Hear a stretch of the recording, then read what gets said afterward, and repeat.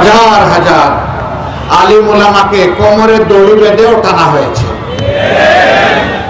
আল্লাহর জমিন এগুলা সহ্য করে নাই।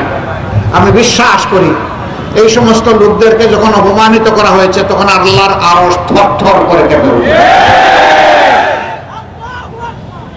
আল্লামা দিলওয়ার হোসেন সাঈদী কোরআনের ভাষ্যকার, গোটা দুনিয়া চষে বেড়াতেন মানুষকে আল্লাহর দিকে দাওয়াত দেওয়ার জন্য। কোরআনের কথাগুলো মানুষের অন্তরে পৌঁছে দেওয়ার জন্য তিনি চেষ্টা করতেন। তাকে জমানার সবচেয়ে নিকৃষ্ট অপবাদ দিয়ে অভিযোগ এনে তাকে তিলে তিলে জেলের ভিতরে হত্যা করা হলো। এইভাবে আমাদের সংগঠনের সাবেক 2 জন আমির, সাবেক সেক্রেটারি জেনারেল, 2 জন অ্যাসিস্ট্যান্ট সেক্রেটারি জেনারেল, 3 জন নায়েবে আমির, 2 জন নির্বাহী পরিষদ সদস্যকে এইভাবে তারা তিলে তিলে খুন করলো।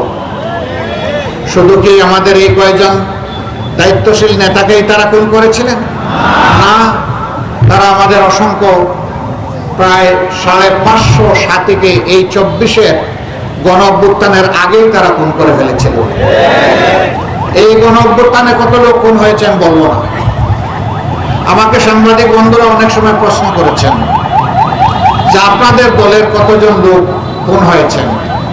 আমি বলেছি যারাই খুন হয়েছে সকলেই আমাদের দলের। তারা 18 কোটি মানুষের জন্য বুক চিতিয়ে সংগ্রাম করেছে, গুলি লুফে নিয়েছে। তারা কোনো দলের সম্পদ হতে পারে না, তারা দেশবাসীর সম্পদ। এই দুষ্ট গোষ্ঠীর কাছ থেকে মুক্তি পাওয়া যাচ্ছে না। আপনারা বরিশালবাসীও তার ভুক্তভোগী।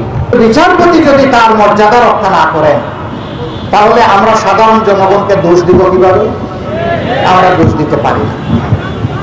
বিচার বিভাগকে ধ্বংস করা হয়েছে, নির্বাচন কমিশনকে গোলাম বানানো হয়েছিল। যা তারা বলে দিতেন তাই তারা করত। শাসক হবে জনগণের খাদেম, সেবক। শাসকরা হয়ে গেলেন মালিক।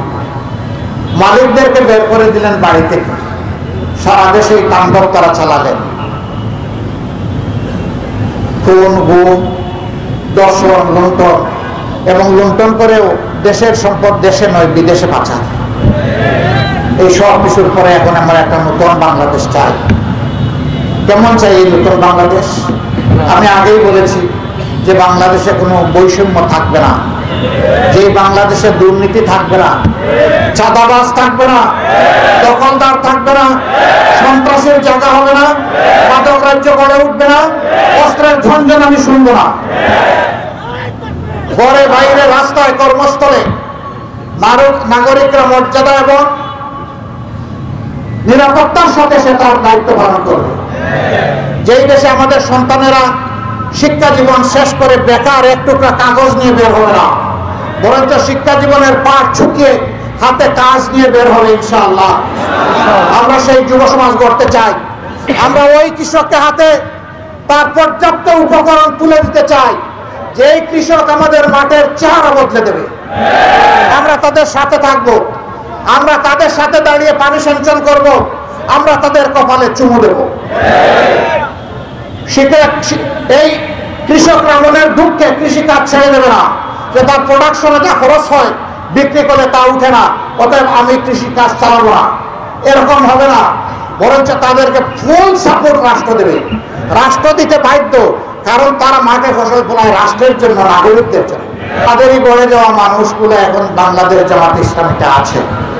আমরা কথা দিচ্ছি, আপনারা যদি এইরকম দায়িত্ব আমাদের উপর অর্পণ করেন, আস্থা, বিশ্বাস, ভালোবাসা, যদি এই দায়িত্ব আমাদেরকে দেন, আমরা চেষ্টা করব আপনাদের ঋণ পরিশোধ করার জন্য। আমরা কথা দিচ্ছি, আমরা মালিক হব না, আমরা সেবক হয়ে থাকব। আমরা জনগণের সেবা করতে চাই। হ্যাঁ, আল্লাহ তাআলা যদি পছন্দ করেন আর জনগণের মনে যদি সেই ভালোবাসা এবং আস্থা জন্মায়, তখনই কেবল সেই সেবার সুযোগ পাওয়া সম্ভব, অন্যথায় নয়। আমরা কোনো জোর জবরদস্তি করবো না, আমরা কোনো আজে বাজে কৌশল অবলম্বন করবো না।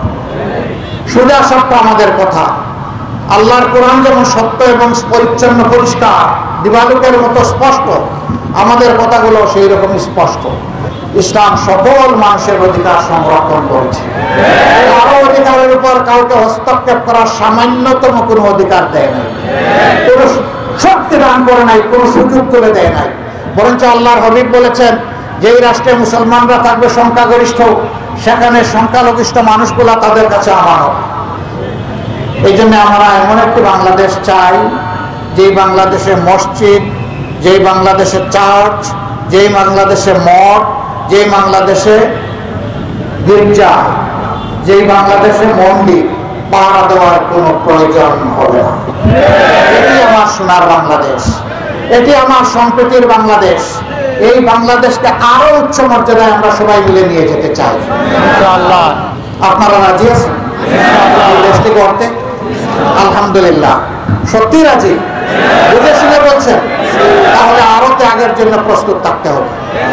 যত ত্যাগ স্বীকার করতে হয় আমরা প্রস্তুত ইনশাআল্লাহ।